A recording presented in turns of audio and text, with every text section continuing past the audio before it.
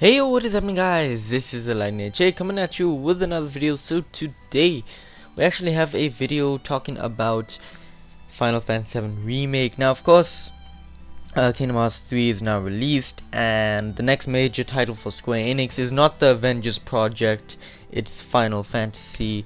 A lot of people are saying the Avengers project is the biggest thing to come out from Square like ever, and then Final Fantasy VII Remake is still happening. So question is for today's video, as you can see from the thumbnail and the title, Zack. So Zack is the main protagonist for Crisis Core Final Fantasy VII. This released on the PSP. A beautiful game, one of the very few games to actually make me shed tears. I finished Kingdom Hearts 3, that did make me shed tears, but that's more like happy tears than Final Fantasy VII Crisis Core. Did not make so much happy tears. So if you never played Crisis Core, please go play it. You will be doing yourself a very big favor. So basically, what is Crisis Core's significance to the main Final Fantasy VII? So of course, Crisis Core is actually a prequel to that of Final Fantasy VII. Advent Children is a sequel to Final Fantasy VII, and Final Fantasy Dirge of Cerberus is a sequel to Advent Children, and of course Final Fantasy VII Before Crisis is a prequel to Crisis Core. So the question being, Crisis Core, will it be in the remake? Now of course Tetsuya Nomura has been speaking about that. I have made videos about where he said he wants to implement the spin-offs, or not really spin-offs, but the Final Fantasy VII universe in the remake, and we don't even know how they can do it. And of course Tetsuya Nomura did say, you know, there was a lot of stuff cut from the original that they really want to put in this game. Now, they also said that they are going to take inspiration from the Final Fantasy story. They didn't say it's going to be a complete copy and paste. Now, of course, that is very true stuff. And let's be honest, with Crisis Core, it was an amazing game. And Zack, a fan favorite. So will Zack be within the remake? Is he needed within the remake? Now of course I definitely want Zack to be in the game, but the question being, will they even need him, because they are going to be taking inspiration and they could be actually getting another guy instead of Zack. Now I honestly don't think they should do that. I think they should actually put Zack in the game, even if it's just between cutscenes of Zack, or even DLC, a Crisis Core remaster for the PlayStation 4. And of course Crisis Core being one of the biggest and most beloved parts of the universe of Final Fantasy VII, and it was really a smash hit on the PSP, one of the best PSP games. I personally feel it is the best PSP game to actually play. So if you have a PSP, play it. If you got a PC, emulate it. Just don't say I told you to do that. So with Crisis Core, it's very important. I feel it shows so much introduction to like Genesis and Sephiroth, telling you the backstories. Even Cloud makes an appearance in there. And if for Final Fantasy VII Remake not to have a Crisis Core, I feel that would be very stupid per se, because of course Final Fantasy VII Crisis Core is very important to the main story of Final Fantasy VII. Now of course the Crisis Core is an amazing game, I can't get over it, but is it really needed? This is a subject where I think it'll divide some people. Like, I know a lot of people say we are gonna need the game, which I personally do think we do need Crisis Core game in order to understand Final Fantasy VII Remake story as it happens before the Final Fantasy VII itself. But at the same time, a lot of people are saying, do we need Zack himself? What if we play as a different different character within Crisis Core, or maybe Crisis Core is completely left out and then they put it full on remake without even Zack being there. Now Zack himself, I feel that there's so many possibilities of Zack within the remake.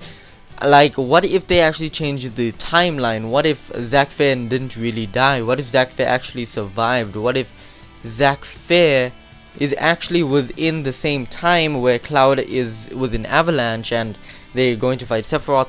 What if Zack is in another place during that time? Now of course they are going to be mentioning stuff like Shinra and all that, because Zack Fair did kind of work for Shinra, and then he was plastered a rogue, and of course there was a time skip, and of course his letters from Aerith never actually show up.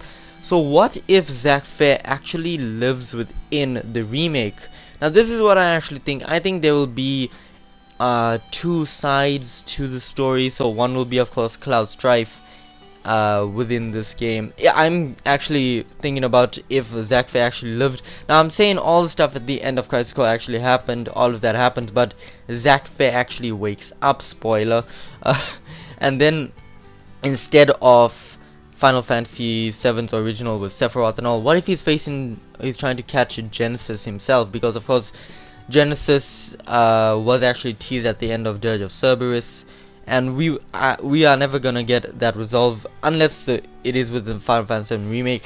And what if the Genesis actually happens, and then this Zack Fair alternate story, which is also happening at the same time as the original Final Fantasy VII, what if he actually chases Genesis down for so long that it ends up all the way to Dirge of Cerberus?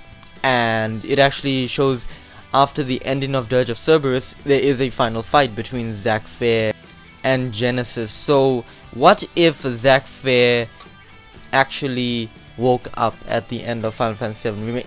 I'm not even gonna say spoiler warning, because you read the title. It should give you some thoughts, alright? So yes, let's say Zack Fair doesn't die. That is the type of story I think that's going to happen for Zack Fair within the remake. Now, Zack, I'm gonna say, amazing character. And what if there is a DLC where you actually explore the side quests of a Zack Fair, such as certain areas they'll actually reference Zack himself. Like there was another guy holding that same exact sword, but he had long black hair.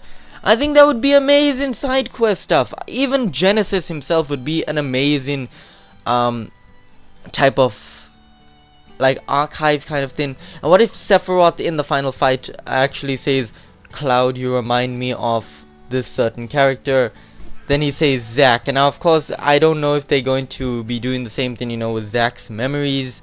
But judging from that one trailer we actually got, which is the only trailer, I'm sure you guys know which one I'm talking about. He did get that like memory spasm, and then he had to hold his head, and I think that actually shows, that could be showing, that Zack Fair's memories are within Cloud Strife. But of course, Zack is going to have to be playing a big role within the Final Fantasy mythos.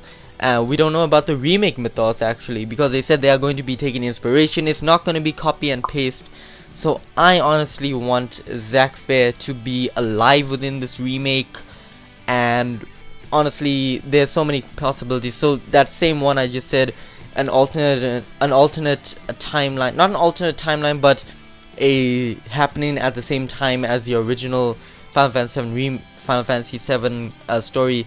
He is on his own path to actually take down Genesis. I think that is a very possible thing for Zack Fair. Another possible thing is that they do actually kill Zack Fair off and play it along in the normal story, which I honestly think is the most likely thing they're gonna do. Oh, what if Zack Fair actually joins Cloud Strife along the journey? Now of course this is going to be something that's going to have to end up like Aerith or Eris, however you pronounce it, I don't really care. But what if Aerith and Zack had to face the same demise as they both did in the remake?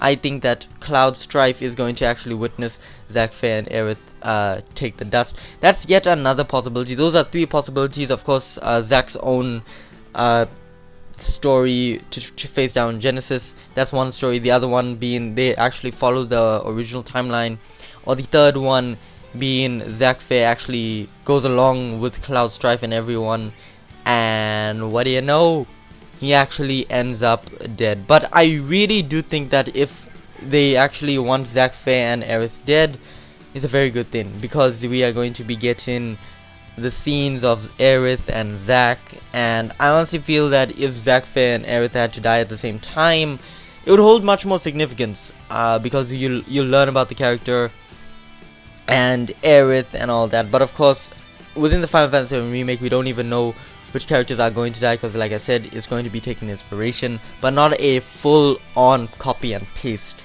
So I honestly feel that Zack Fair is going to be one of those characters who are going to be a surprise factor within the Final Fantasy VII Remake, and all that. So my final contradiction for this is that maybe they are going to follow the main story, which I honestly can't see that happening. I don't even have a problem with it, and I just simply came up with that theory that Zack Fair is actually going to face down Genesis because of that Dirge of Cerberus ending secret thing, where they tease Genesis is still alive.